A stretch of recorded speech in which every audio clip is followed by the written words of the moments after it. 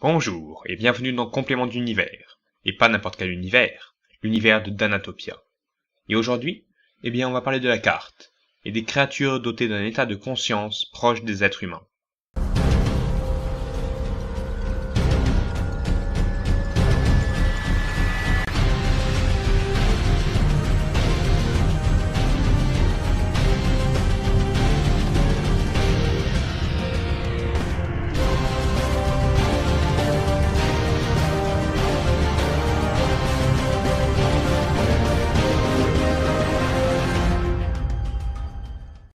Commençons par corriger la carte, car évidemment, j'ai fait des erreurs.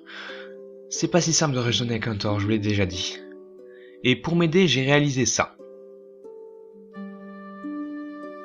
On voit bien ici qu'il y a non seulement des pôles au bout du tort, mais également à l'intérieur, et donc on corrige notre carte. On m'a également fait remarquer que le climat à l'intérieur du tort devrait être très instable, créant des zones inhabitables. Enfin si, mais seulement par des créatures ignobles et très dangereuses. On appellera ça le désert de Bélizar. C'est le dieu de la désolation, souvenez-vous. Voyons maintenant les races que vous m'avez proposées. Alors, les Fagors, sortes de géants de 2,5 mètres à 3 mètres qui survivent au froid polaire. Ils vivent donc dans les pôles. Ce sont des créatures très résistantes et très puissantes physiquement. Ils ont également beaucoup de mal à utiliser la magie, ce qui, en contrepartie, leur permet de résister aux sorts. Leur chaude fourrure les protège du froid dans lequel ils vivent. Physiquement, ils ressemblent à de très grands ours humanoïdes, et ils vivent tous en petites communautés, et ne vous avisez jamais de pénétrer dans leur territoire, ils pourraient très mal le prendre. Ensuite, les seigneurs gris, race insectoïde qui ont une grande facilité dans l'utilisation de l'anti-magie. Ils vivent dans le désert et ont un pouvoir particulier. Ils peuvent aspirer l'âme de leur proie pour les mettre à leur service. Ces êtres ainsi dépourvus d'âme sont appelés les esclaves gris et sont au service des seigneurs.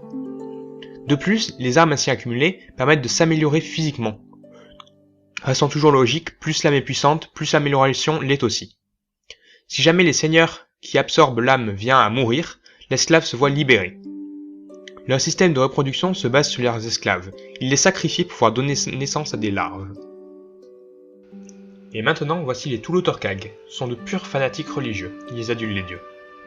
Ils sont plutôt bons dans tous les domaines, magie, force, technologie, mais sont quand même un peu crédules et donc facilement manipulables.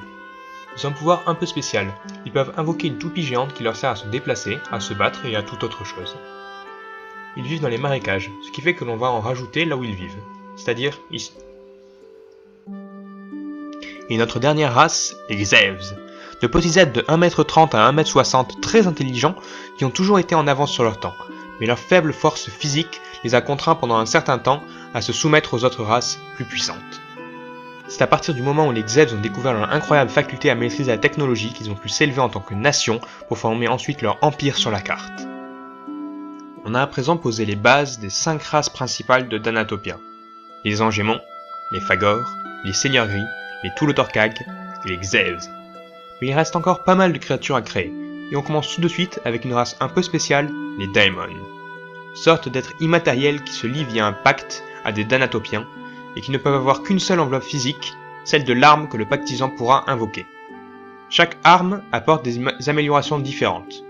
Le pacte de la violence, épée ou hache invocable, force augmentée et résistance aux flammes.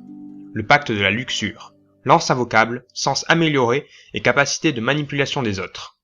Pacte du mensonge, arc invocable, intelligence augmentée et affinité pour la magie. Le pacte de la putréfaction, chaîne ou bâton de combat invocable, résistance aux poisons et aux maladies et régénération augmentée. Les Daemons sont des êtres violents, sanguinaires et perfides. Ils se nourrissent des victimes du pactisan pour survivre. Il est donc vital pour eux de nouer un pacte. C'est pour cela qu'ils vont en priorité proposer leur pacte aux personnes en difficulté, en leur proposant de les sortir de leur situation contre une partie de leur libre arbitre. À vous de créer plein de créatures différentes qui pourront parcourir le monde de Danatopia. Ces créatures peuvent être plus ou moins conscientes, plus ou moins mignonnes, plus ou moins dangereuses. Mais ce qui est sûr, c'est qu'il en faut plein. Alors lâchez toutes vos idées.